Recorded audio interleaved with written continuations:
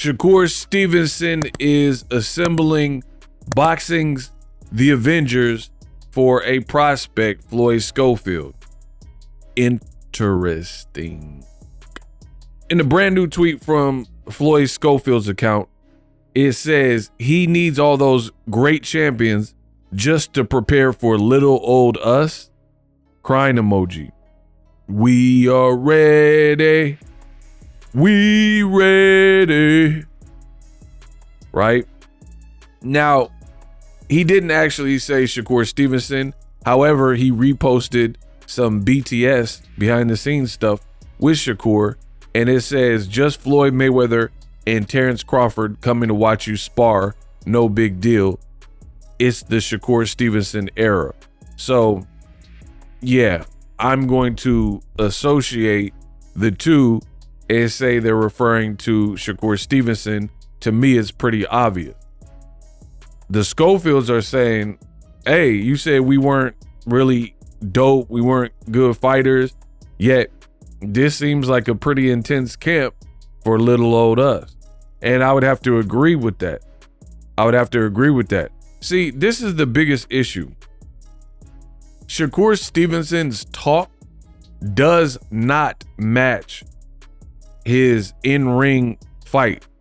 It's like he talks like he's Gervonta Tank Davis, like he's David Benavidez, like he's Artur Beterbiev in style, but that's not even the way he fights. So I feel like that has always led Shakur down the wrong path and kind of up-ish creek when it comes to criticism. I used to work and I had I still work obviously, but I used to work more of a traditional job. And I had an old manager who used to tell us, and he told me, he says, under promise and over deliver. The quickest way to make a customer happy, you under promise, over deliver. He says, if you want to make a customer angry, you do the opposite and over promise and under deliver. Now, hopefully you guys just understand that statement, but in case you don't, I'll give you guys some insight. If you under promise and over deliver, that means you are working with the customer and you set realistic expectations, right? So to give you an example, if you sell appliances and they're paying $100 to have the appliances delivered by your company, right? And you look on the schedule and the schedule says Friday is booked up. You already have too many deliveries. Do not add. There is a way to override that and add the delivery. However, this is not advisable because if you overbook the delivery drivers, then they're going to be on some first come, first serve. And the one that got added last, your delivery, will automatically not get delivered if they run out of time because they're on the clock. And, you know, at my old job, there'd be stuff where in California, they were trying to limit the overtime. So you don't want to tax out your delivery drivers. So let me advance this analogy. So that is an example of over promising and under delivering, telling your client or your customer, hey, we could have these delivered to you by noon on Friday, knowing it's booked up. And then what happens is the delivery drivers will see that they can't accommodate this extra delivery that you tacked on late. So they'll cancel with the customer. Now the customer is going to call you back livid because you told them Friday at noon and now it got canceled and pushed back till Monday. Now the person is livid because you didn't set realistic expectations. On the contrary, you could have the same situation, same customer. Even if the customer is insistent, oh, okay, you got any sooner dates? You have any sooner dates? I would tell the customer straight up, our schedule is booked until Monday. I will put you down on Monday at 2 p.m. or whatever opening slot that they had. In the event that something changes, I will give you a call.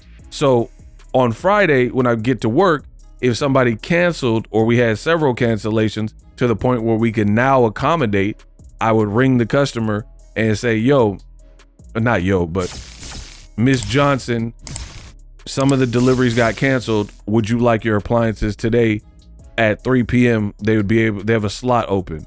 Now the customer is happy because they thought they had to wait till Monday, but they're getting their appliances early and getting it done with, right? That's how you do it. Now, as it relates to Shakur Stevenson, he's talking like a knockout artist, and he's not a knockout artist. He's like, man, I'm gonna do you bad. Oh, Edwin De Los Santos, wait till Thursday. I can't wait to see you in the ring.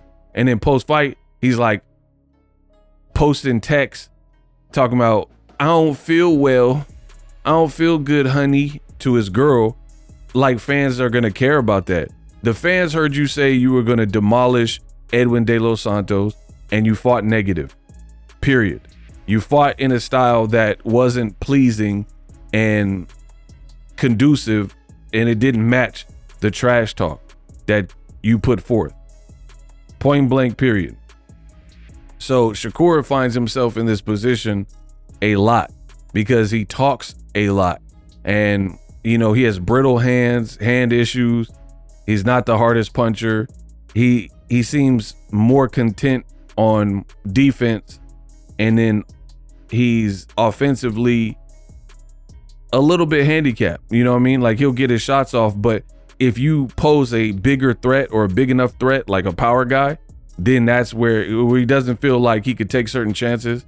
Like, if you're way slower than him, like an Oscar Valdez, and you have some power, cool. But if you're twitchy, athletic, things like that, Shakur becomes hesitant and apprehensive if you have any level of sneakiness in your game, your craftiness with the power, athleticism, good timing, crafty shots, things like that. So this fight's going to be very interesting. I told you I was picking Shakur, and we might have to pause that because certain things that Shakur says and does has me a little bit hesitant and really ready to get cold feet, because I do think Floyd Schofield, although he's inexperienced at this higher level, if they perform like they're talking, they sound very confident. Shakur, he's like, this guy's nothing. See, and this is another part that's wrong with talking. When you talk so much, then you have to fill those shoes. You have to cash those checks. If Shakur said nothing and was in a tough fight, then it would just be a tough fight. But when you say, I'm going to step on him, this guy's a prospect, I can't wait, I'm going to stop him, I'm going to knock him out, that's what people are going to kind of expect. And then if you do end up being in a tough fight after saying all that, it's not going to bode well for you. When Floyd was doing the buildup with Arturo Gatti, he was saying, he was trash talking, he was talking real spicy. But everybody seen that fight. That was a classic Floyd performance, one-sided domination. So Shakur kind of has to do a Mayweather Gotti here with Scofield based on his talk. And I don't know if he has that level of dog and that level of, just fortitude to push through against that type of style and make it look effortless. So I guess we'll wait and see. But he's done a lot of talking about what he'll do to Scofield and, how insignificant Scofield is. However, you got Floyd watching you spar, and you're Keyshawn and peeking in your camp. Terrence Crawford, probably Andre Ward. Seems a bit much if you don't really think Floyd Schofield is a threat like what you've said publicly. Let me know what you think. Subscribe.